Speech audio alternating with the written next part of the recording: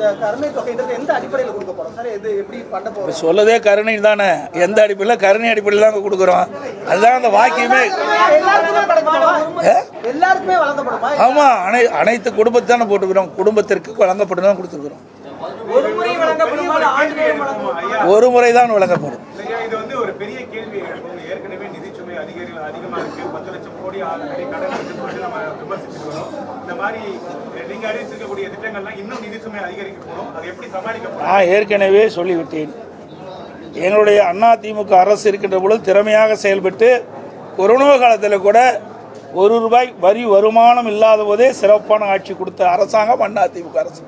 அதனால் வருவாயை பெருக்கி நாங்கள் அறிவிக்கப்பட்ட நலத்திட்ட உதவிகள் முழுமையாக வழங்கப்படும்.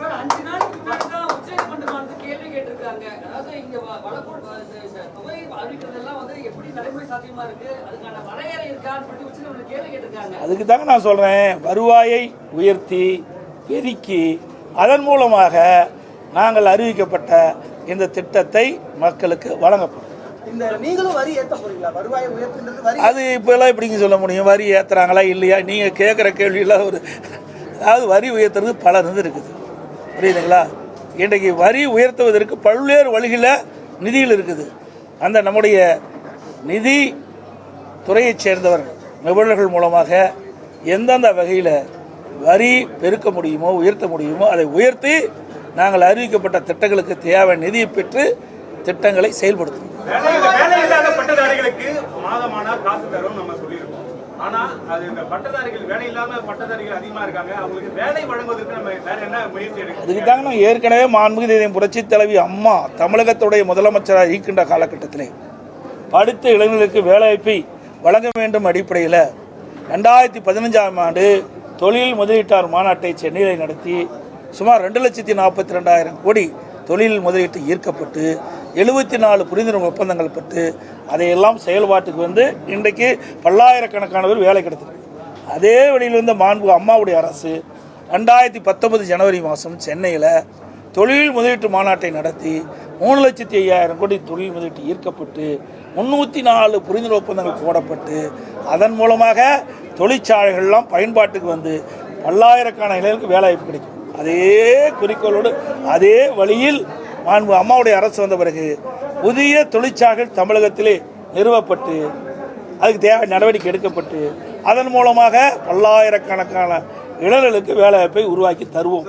அதுவரை படித்து பட்டம் பெற்ற இளைஞர்கள் அவர்கள் மன உளைச்சல் இருக்கிறாங்க.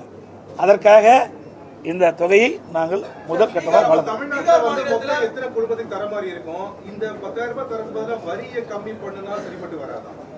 சார், அதாவது முதல்ல ரொம்ப உயிருக்கு போராடிட்டு இருக்காங்க. அவளுக்கு என்ன சொல்லுவோம்? அவளுக்கு வந்து அந்த உயிரை காப்பாற்றுவதற்கு இல்லை இது வைப்போம்ல, வெண்டிலேட்டர் வைக்கிறோம்ல, இந்த ஆட்சியில் வெண்டிலேட்டர் வைக்கிற அளவுக்கு போயிட்டு இன்றைக்கி மக்கள் அப்படிப்பட்ட துன்பத்தை அனுபவிச்சுட்டு இருக்கிறாங்க. ஆகவே முதல் மக்களை காப்பாற்ற விலைவாசி அதிகரித்து விட்டது, அதிலிருந்து மக்களை காப்பாற்றும் அந்த அடிப்படையில் தான் இதை நாங்கள் அறிவிச்சிருக்கோம்.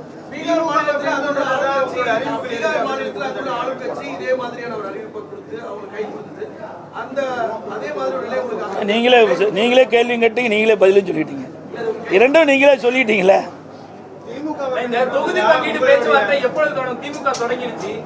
அவர்கள் வந்து நிறைய கட்சியை நம்பித்தான் அவர்கள் வந்து தேர்தலே போட்டிடுறாங்க.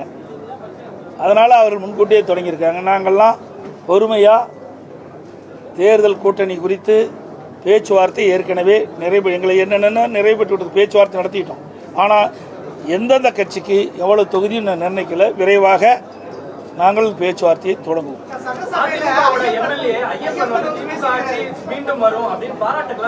அவர் யாரோட இருக்கிறான்னு தெரிஞ்சுக்கிட்டீங்க. ஏங்க எல்லாம் ஆட்சியும் முடிய போகுது, அவர் மேலே நடவடிக்கை எடுத்து என்ன பண்ணுறது, என்ன பயன்? ஆக அவர் யாரோடு இருந்தார் உங்களுக்கு நன்றாக தெரியும். அவர் யாரோடு சேர்ந்திருக்கான்னு உங்களுக்கு தெரியும், யாருக்கு ஆதரவாக செயல்பட்டுருக்கான்னு தெரியும். இதையெல்லாம் தெரிஞ்சுக்கிட்டு இந்த கேள்வி எங்க நேரத்தை கேட்குறீங்களா?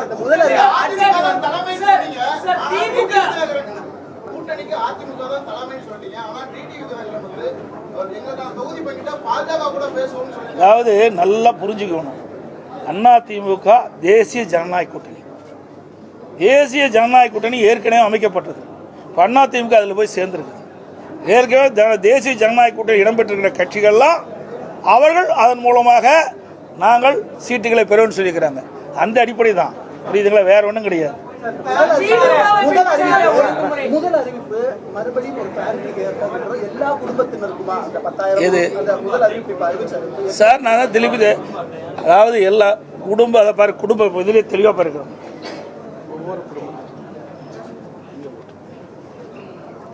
ஒவ்வொரு குடும்பத்திற்கும் கருணைத்தொகை 10,000 நாங்கள் அது உங்களுக்கு ஜெராக்ஸ் கொடுப்போம். அதெல்லாம் எங்களுடைய ஆட்சி மன்றங்களுக்கு கூடி அதற்கு தகுந்த முடிவு எடுக்கும் சார். அதுதான் சொன்னேன், ஆட்சி மன்ற குழு அதை கூடி அதற்குண்டான முடிவு எடுத்து அறிவிக்கப்படும்.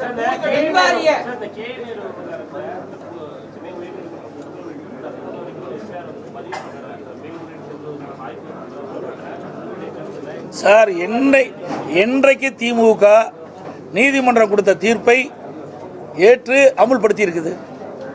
நீதிமன்ற தீர்ப்பை மதிக்காத ஒரு கட்சினா திமுக கட்சி தான். இன்றைக்கு திரு நேரு அவர்கள் மீது இடி ஆதாரத்தோடு குற்றச்சாட்டுகளை அங்கே இருக்கின்ற மாநிலத்தில் இருக்கின்ற தலைமை காவல் துறை அதிகாரிக்கு அனுப்பிட்டுருக்காங்க. 3 முறை அவள் அறிக்கை அனுப்பப்பட்டதாக தகவல் செய்திகள். அதன் அடிப்படையில் நடவடிக்கை எடுக்காத காரணத்தில் தான் அனைத்து இந்திய அண்ணா திராவிட முன்னேற்ற கழகத்தின் சார்பாக நாங்கள் உயர்நீதிமன்றத்தில் வழக்கு தொடர்ந்தோம். அந்த அடிப்படையில் நீதிமன்றம் விசாரிக்கப்பட்டு இடி தாக்கல் செய்த அந்த அறிக்கையின்படி அதில் என்னென்ன விவரங்கள் இருக்குதோ அதையெல்லாம் உள்ளடக்கித்தான் நீதிமன்றம் ஒரு தீர்ப்பை வழங்கியிருக்குது. அந்த தீர்ப்பை மதித்து இந்த அரசு செயல்பட வேண்டும் என்பதுதான் எங்களுடைய கோரிக்கை.